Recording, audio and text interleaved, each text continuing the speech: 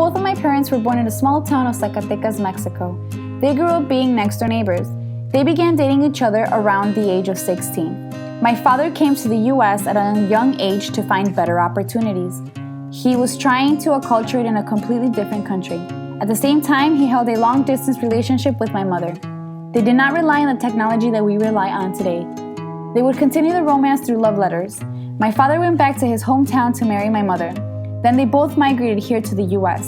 My parents fell to role conflict trying to balance the norms of two different countries. A couple of years later, in March 18 of 1994, I was born.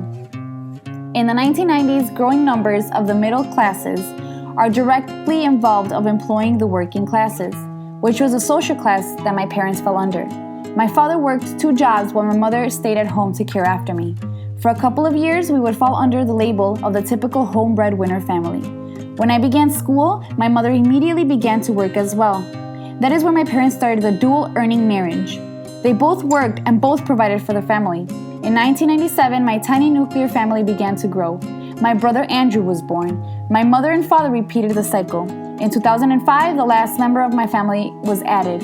My youngest sibling, Aaron, was born. I noticed that once my younger brother Aaron was added to my family, my mother needed extra help around the house. I would begin to take responsibilities at home. I would spend hours observing my mother cook. When I had basic knowledge, I would join her and we would cook together, playing the woman role. The symbolic interaction theory would explain why I would begin to imitate my mother's behavior. As the years would pass by, I began to notice that I had a strong interest in the medical field.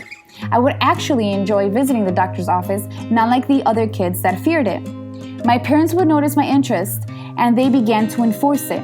They would support my interest by simply buying me toys that would be similar to doctor's tools. I would play doctor, and my father would always be my patient. My father has always been more involved in my academic life. He would be more involved in my extracurricular activities. With that being done, my father and I had a closer father-daughter relationship. Then I began to notice that my father and I shared a similar interest, a passion for horses. My father and I would spend hours in the countryside horseback riding. That is where I began to abandon the woman gender norms and began to model some of my father's behavior. Education is very important social structure. My family believes that education plus hard work and dedication is the key for a successful future. My parents lacked resources growing up, hence only being able to finish middle school. Both of my parents have told me that it is their dream to see my siblings and I accomplish the careers we want. Both my father and my mother couldn't stress enough, school is such an important value. They both tell me that I should take advantage of the life chances and opportunities I come across and appreciate them because they didn't have half of the opportunities we have today. They are always pointing out my capabilities and strengths, and by doing so, it influences me even more to pursue my dreams. They constantly remind me of how proud they are of my capabilities. Now my goal path is bump-free. As I grew older and gained more knowledge, I began to cherish my traditions, roots, and culture. I am thankful for my ancestors for passing on the Catholic beliefs and the values it holds. Because of them, my parents raised me in a Catholic family. Aside from my social class, gender, and race, I am who I am today because of the values my family has implemented. My dream of becoming a doctor will come true. Through socialization within extended family and religious events, I met a boy that shared the same values as me. Now that boy has been my boyfriend for 7 years, becoming part of my personal family, and hopefully one day we would begin a nuclear family together. Both of my parents and his parents had known each other for years, making it a strong relationship between families. I was 15 and he was 17. Now 7 years later, we look back and notice that we've both grown and learned together. He has been a major support in my life, and not only emotionally, but he has been there through tough times. For example, like what colleges I needed to apply and job searching.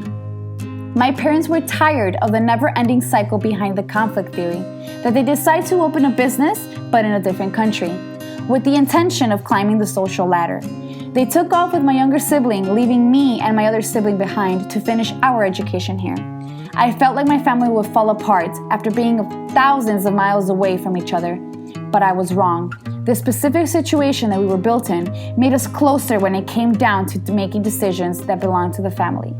This is where I realized that I had become an adult, Suddenly, my ascribed role of being a daughter completely changed to being a provider and head of a household. I began to play the role of a mother of an 18-year-old.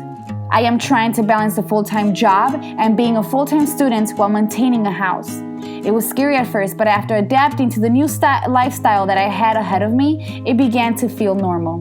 My social life took a drastic turn. I began to miss out on social events due to the lack of time I had, but I did not mind one bit because my priorities were different now.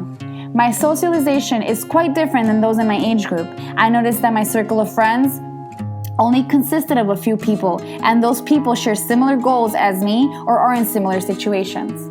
My culture, education, and the values that my parents have taught me will be the keys I need in order to achieve my goals. I will follow the example that my parents have set for me and continue to carry them to my future children. And to you, Mom and Dad, I will promise that one day I will present myself as Dr. Cynthia Jacobo.